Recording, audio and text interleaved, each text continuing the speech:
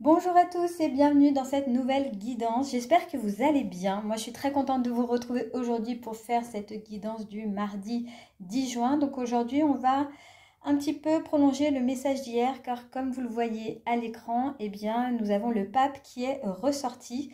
Donc souvenez-vous, hier, il nous parlait déjà de structure, de sagesse, de cette voix intérieure qui analyse, qui cherche à comprendre. Il était accompagné d'un 6 de bâton plein de fierté, mais freiné par une reine de coupe un petit peu bloquée dans ses émotions. Eh bien, pour ce mardi 10 juin, on reste dans cette énergie de réflexion profonde, mais cette fois, il y a comme une urgence intérieure, une envie d'avancer, de sortir de l'analyse, de dépasser la mélancolie. Donc voici un petit peu les cartes du jour. Donc le pape qui revient avec l'énergie principale, le cavalier de bâton qui nous parle de votre état intérieur, le 5 de coupe qui nous montre vos blocages aujourd'hui et le 5 d'épée qui va nous indiquer sur quoi on va pouvoir s'appuyer pour passer au mieux notre journée. Donc prenez une grande inspiration et on va aller explorer tout cela carte par carte. Donc on commence par notre énergie principale qui est le pape. Donc comme hier, il nous accompagne. Mais cette fois, il ne s'agit plus seulement de comprendre. Il s'agit de transmettre ce que vous savez, de partager ce que vous avez déjà intégré. L'énergie, elle est posée, elle est stable. Le pape, c'est quand même quelque chose d'assez sacré. Il y a aussi de la sagesse dans l'air, mais il y a aussi le risque, je ne sais pas si je vous le disais hier, mais d'être figé dans la réflexion. Voilà, le pape, c'est quelqu'un qui n'agit pas, qui est dans la réflexion et qui ne passe pas à l'action. Donc attention à ça, il faut parfois savoir agir, même si tout n'est pas encore parfaitement clair. Et justement, à l'intérieur, vous bouillonnez avec ce cavalier de bâton. Ce cavalier, c'est aussi celui de l'élan, du feu, de l'action rapide. Il a envie de foncer, de créer, d'expérimenter. Lui, il veut plus attendre, hein. Il veut changer, il veut du changement, il le veut maintenant. Alors peut-être que vous ressentez tout ça au niveau de l'intérieur, une forme d'impatience, comme si quelque chose devait bouger sans tarder. Mais voilà que le passé ressurgit et pèse encore avec ce 5 de coupe. Et oui, le 5 de coupe, c'est la carte des regrets, des choses non digérées, de la tristesse qu'on garde pour soi. Alors peut-être avez-vous l'impression que tout est gâché ou que vous avez perdu, que ce que vous avez perdu, vous ne pourrez jamais le retrouver. Et pourtant, il reste encore des choses à aimer, à vivre, à espérer et à explorer.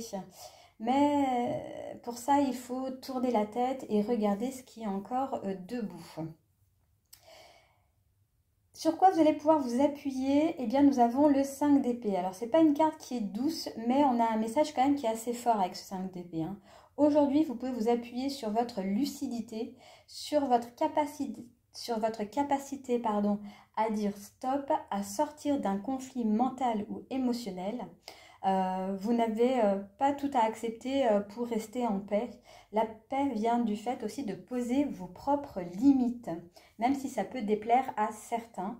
C'est une journée pour vous positionner clairement, surtout envers vous-même. Donc dites oui aux choses qui vous font envie et dites non à ce que vous ne sentez pas ou ce que vous n'avez pas envie de faire. Donc voilà un petit peu pour les énergies de cette journée. On va passer à la carte de la question-réponse oui-non. Et là, nous avons le 10 de coupe. Donc avec le 10 de coupe, c'est un oui, c'est un vrai oui. Un oui qui dit que l'harmonie, elle est possible, que les choses peuvent s'aligner, que vous pouvez trouver la paix émotionnelle, l'unité intérieure et la chaleur d'un lien sincère. Donc allez-y, foncez. Et on termine cette guidance par un message tout doux de l'oracle Magic Soul. Et pour aujourd'hui, j'ai tiré Samhain, le pouvoir du subtil, ancêtre et secret. Donc je vais vous dire ce que la carte nous dit. Alors, cette carte te murmure que la période est propice aux discussions familiales pour en apprendre plus sur les histoires et les secrets de famille. Cette démarche pourrait te permettre de mieux comprendre tes aînés et ton propre fonctionnement. En effet, tes ancêtres t'ont légué des ressources, des qualités et des forces et également des traumatismes et des blessures qui se sont inscrits dans ton ADN. Levez le voile sur ces non-dits et sur ces non racontés te permettrait à la fois d'être plus indulgent à l'égard de ta famille et plus conscient de tes propres failles. Dans le cadre de cette démarche, n'hésite pas à solliciter le soutien de tes ancêtres disparus afin qu'ils facilitent le dialogue et les échanges et t'aident à faire la lumière sur ce que tu ne comprends pas.